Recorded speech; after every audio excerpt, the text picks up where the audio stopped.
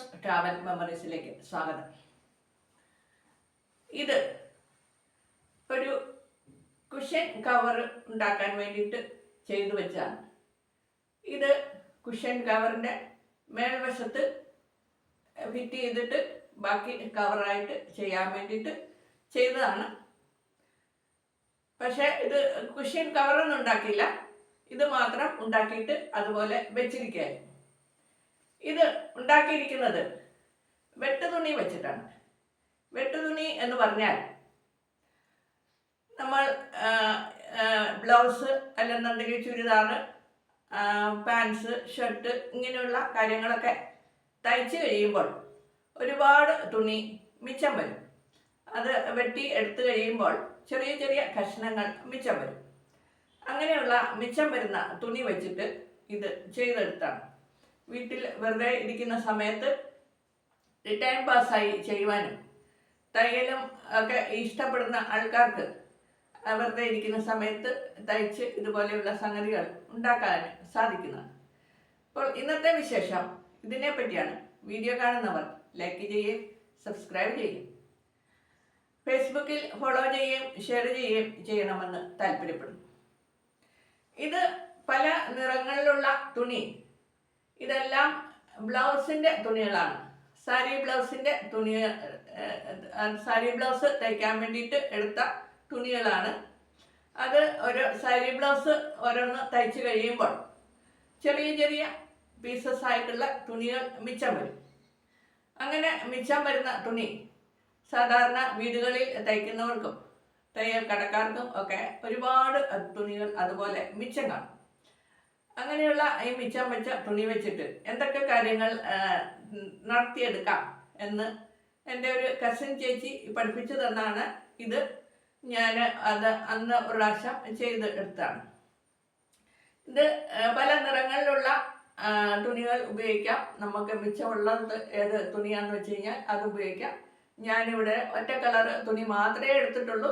കാരണം എൻ്റെ ബ്ലൗസുകളെല്ലാം സാരി ബ്ലൗസാണ്. സാരി ബ്ലൗസുകളെല്ലാം ഒറ്റ കളർ തുണിയാണ്. അതിൻ്റെ കഷ്ണങ്ങൾ എടുത്തു വെച്ചിട്ട് ഇതുപോലെയാണ് അതിൻ്റെ കഷ്ണങ്ങൾ. ചെറിയ ചെറിയ ചതുര കഷ്ണങ്ങളാക്കിയിട്ട് ഇത് തുണികൾ എടുക്കണം. പല നിറങ്ങളിലുള്ള തുണികൾ ഇത് എടുത്തതാണ്. അങ്ങനെ ചതുര കഷ്ണങ്ങളാക്കി എടുക്കാം.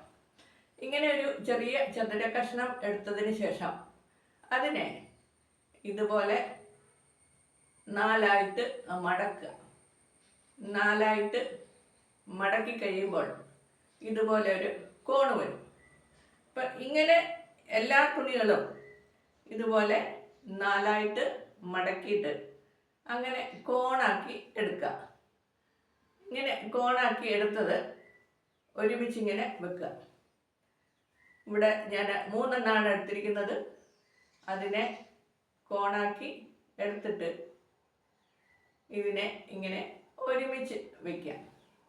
ഇങ്ങനെ ഒരുമിച്ച് വെച്ച തുണികൾ ഓരോരോ തുണികളായിട്ട് ഇതുപോലെ വേറൊരു തുണി എടുത്തിട്ട്, ഇത് വേറൊരു തുണിയാണ്. ഇതിൽ വട്ടം വട്ടം കാണുന്ന തയ്യൽ ഇത് തയ്ച്ചിരിക്കുന്നതാണ്. ഇത് മെഷീനിൽ തയ്ച്ചിരിക്കുന്നതാണ്. അപ്പോൾ ഇതുപോലെയുള്ള കഷ്ണങ്ങളാക്കി വെച്ചതിന് ശേഷം ഈ തുണിയിൽ ഇങ്ങനെ വെച്ചിട്ട് ഇവിടെ ഇങ്ങനെ മെഷീൻ തയ്ക്കുകയാണ്. മെഷീൻ തയ്ച്ചിട്ട് വീണ്ടും വീണ്ടും വേറെ ഇതുപോലെയുള്ള കഷ്ണങ്ങൾ കോണാക്കി ഇങ്ങനെ വെച്ച് ഒരു റൗണ്ട് മൊത്തം തയ്ച്ചെടുക്കുക. അതിനുശേഷം പിന്നെ ഒരു റൗണ്ട് കഴിയുമ്പോൾ അടുത്ത റൗണ്ട് ഇതിന് ഉള്ളിലേക്കാണ് തയ്ക്കേണ്ടത്. വെളിയിലേക്ക് തയ്ച്ചു കഴിഞ്ഞാൽ അതിൻ്റെ തയ്യൽ വെളിയിൽ കാണും.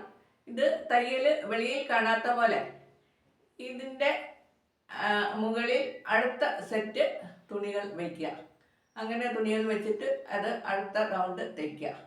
അത് കഴിഞ്ഞിട്ട് പിന്നെ അടുത്ത റൗണ്ട് തയ്ക്കുക. അതിങ്ങനെ അകത്തേക്ക് തയ്ച്ച് വരണം. അപ്പോൾ ഇത് നോക്കിക്കഴിഞ്ഞാൽ ഇതിൻ്റെ ഒരു വെളിയിൽ നിന്ന് നമുക്കിതിൻ്റെ തയ്യലൊന്നും കാണാൻ പറ്റുന്നില്ല. കാരണം ഈ തയ്യൽ കാണാത്ത പോലെ തുണി അടുക്കി വെച്ചിട്ടാണ് ഇത് തയ്ച്ചിരിക്കുന്നത്.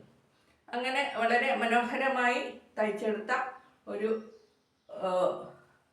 നമുക്ക് ഒരു എന്തെങ്കിലും കാര്യങ്ങൾ ഇട്ട് വെക്കാനൊരു ബാഗായിട്ടോ ഇതിൻ്റെ ബാക്കിയായിട്ട് തയ്ച്ചെടുത്താൽ മതി. അല്ലെന്നുണ്ടെങ്കിൽ കുഷ്യൻ്റെ കവറുകളായിട്ടോ ഇങ്ങനെ എന്തെങ്കിലും കാര്യങ്ങളൊക്കെ ഇട്ട് വെക്കാൻ വേണ്ടിയിട്ടുള്ള ഭിത്തിയിൽ തൂക്കുന്ന കാര്യങ്ങളായിട്ടോ അല്ലെന്നുണ്ടെങ്കിൽ വെറുതെ ഭിത്തിയിൽ വേണ്ടിയിട്ട് ഒരു ഭംഗിക്ക് വേണ്ടിയിട്ട് തൂക്കി ഇടാൻ വേണ്ടിയിട്ട് പറ്റുന്ന തരത്തിലോ ഒക്കെ നമുക്ക് ഇത് ചെയ്ത് എടുക്കാൻ പറ്റുന്നതാണ്.